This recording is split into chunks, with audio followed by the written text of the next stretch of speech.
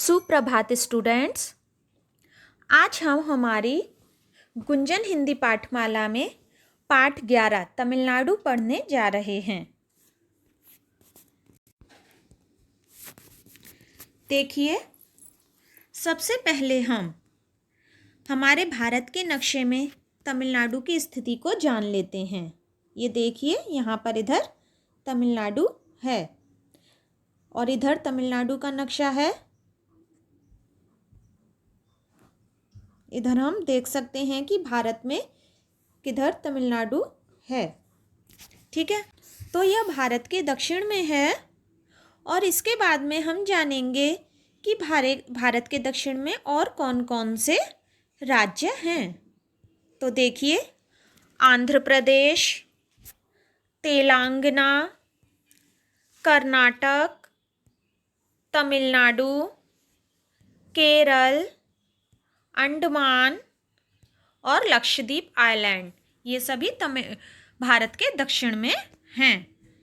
इसके बाद हम आते हैं कि चेन्नई कहाँ की राजधानी है। तो चेन्नई तमिलनाडु की राजधानी है। तो देखिए, पाठ को शुरू करने से पहले हम पाठ के विषय में जान लेते हैं कि पाठ में क्या क्या बताया गया है।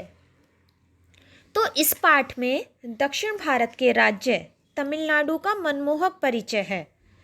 तमिलनाडु को प्राकृतिक, सांस्कृतिक और ऐतिहासिक दृष्टियों से विशिष्ट मानते हुए उसकी विशेषताओं का वर्णन किया गया है।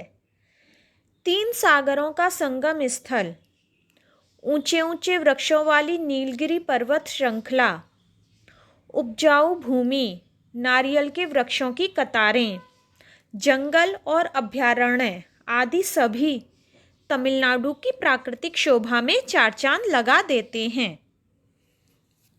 यहाँ के मूल निवासी द्रविड़ हैं तथा उनकी भाषा तमिल है।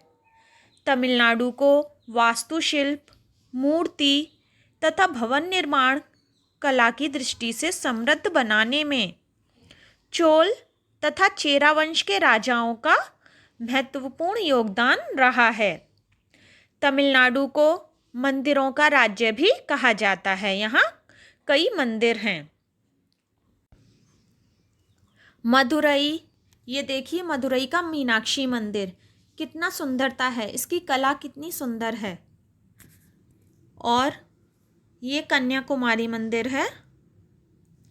इसके बाद ये रामेश्वरम, ये सभी यहाँ के प्रसिद्ध धार्मिक स्थल हैं। कावेरी नदी इस प्रदेश को 2 भागों में बांटती है। भारत की प्राचीन सभ्यता और संस्कृति के दर्शन भव्य मंदिरों और कलात्मक भवनों द्वारा किए जा सकते हैं। तमिलनाडु की कला, संगीत, विभिन्न व्यवसाय आदि पक्षों को भी उजागर किया गया है। इसमें तमिलनाडु में हिरन, शेर, हाथी आदि पशुओं तथा जल पक्षियों को संरक्षण प्रदान करने के लिए 6 अभयारण्य विकसित किए गए हैं। अभयारण्य क्या होता है? एक ऐसा वन तैयार किया जाता है जहां पर कि सभी पशु पक्षी निडर होकर और प्राकृतिक रूप से रहें, तो उसे अभयारण्य कहते हैं। यहाँ के लोगों के मुख्य व्यवसाय नारियल के रेशों से रस्सी बनाना, पायदान बुनना, समुद्र तट पर मछलियाँ पकड़ना आदि हैं। तमिलनाडु के लोग काम से बचने वाले समय को संगीत और नृत्य का आनंद लेने में बिताते हैं। इसके बाद में हम तमिलनाडु राज्य के राज्य प्रतीकों के बारे में जानते हैं। ये देखिए, तमिलनाडु का राज्य पक्षी कौन है? पन्ना कबूतर। इसके पंख ये हरे रंग के हैं, इसलिए इसे पन्ना कबूतर कहते हैं। उसके बाद राज्य पशु नीलगिरी तहर है, इसका नाम। राज्य खेल कबड्डी है, जिसे चेडुगुडू कहते हैं। राज्य पुष्प करिहरी। राज्य नृत्य भरतनाट्यम। राज्य वृक्ष ताड़। अभी हम रीडिंग स्टार्ट करेंगे आप लोग मेरे साथ रीडिंग करिए। अपनी पाठ्य पुस्तक का पेज नंबर 86 निकालिए।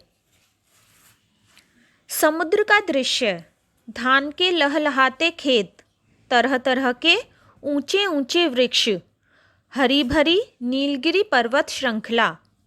यह है भारत के दक्षिणी छोर पर बसे हुए राज्य तमिलनाडु की विशेषताएं। छोर, छोर यानी कि सीमा। कहीं नारियल और केले के वृक्षों की कतारें, कतारें यानी पंक्तियाँ।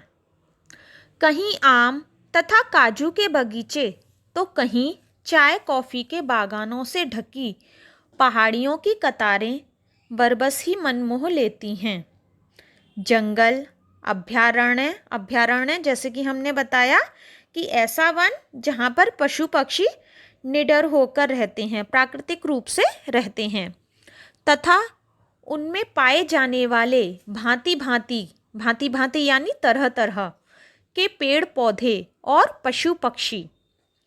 लगता है मानो प्रकृति ने मैदानी, समुद्री तथा पर्वतीय विभिन्नता प्रदान कर इस प्रदेश को स्वयं अपने हाथों से संवारा है।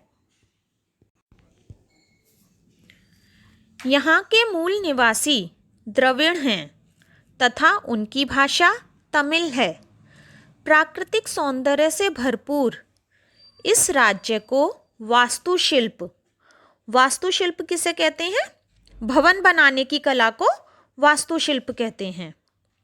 मूर्तिकला तथा भवन निर्माण कला की दृष्टि से समृद्ध बनाने में, यानी कि उन्नत बनाने में चोल तथा चेरा वंश के राजाओं का अत्यंत महत्वपूर्ण योगदान रहा।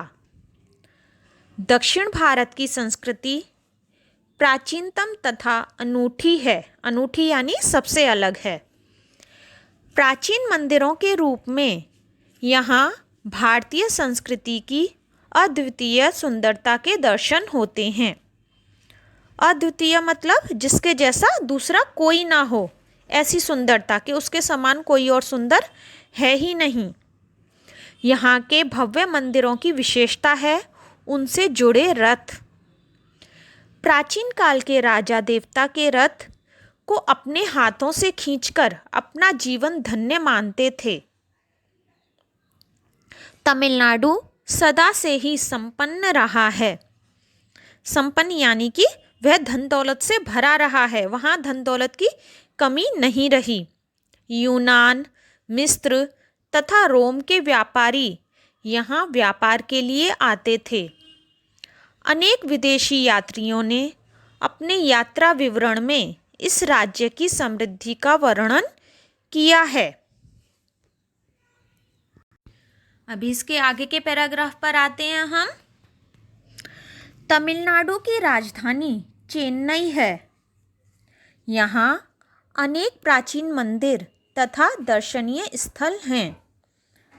दर्शनीय स्थल यानी देखने योग्य स्थान हैं। वास्तव में पूरे तमिलनाडु को मंदिरों का राज्य भी कहा जाता है। मदुरई, कांचीपुरम, मामल्लपुरम आदि शहर तो अपने विशाल मंदिरों के लिए ही प्रसिद्ध हैं। कांचीपुरम और तंजावुर स्थित शिव मंदिर, मदुरई का मीनाक्षी मंदिर वास्तुकला तथा मूर्तिकला का अनोखा संगम है। मंदिरों की दीवारों पर बनी शिव, गणेश, पार्वती, नंदी तथा अन्य देवी देवताओं की मूर्तियाँ अत्यंत आकर्षक और जीती जागती लगती हैं। अकेले कांचीपुरम में ही, अभी आप पेज नंबर 87 पर आ जाइए। अकेले कांचीपुरम में ही 130 से अधिक मंदिर हैं। इसका प्राचीन नाम कंचनपुर था तथा यह भारत की सप्तपुरियों में से एक है। सप्तपुरियाँ यानी 7 नगरों में से, 7 नगरियाँ, उनमें से ये एक है। कांचीपुरम के मंदिर पल्लव राजाओं ने 6ठी शताब्दी में बनवाए थे। इन मंदिरों में स्तंभ वाले स्तंभ किसे कहते हैं? खंबे को, पिलर जो होते हैं ना उनको स्तंभ कहते हैं। तो इन मंदिरों में स्तंभ वाले मंडप हैं जो बड़े बड़े पहाड़ काटकर बनाए गए हैं। तो देखिए स्टूडेंट, यहाँ तक हमने आज पढ़ लिया है। इसको समझने के लिए आप वीडियो को बार बार देखिए और समझने का प्रयास कीजिए। इसके आगे का हम अगले वीडियो में पढ़ेंगे। तब तक के लिए धन्यवाद।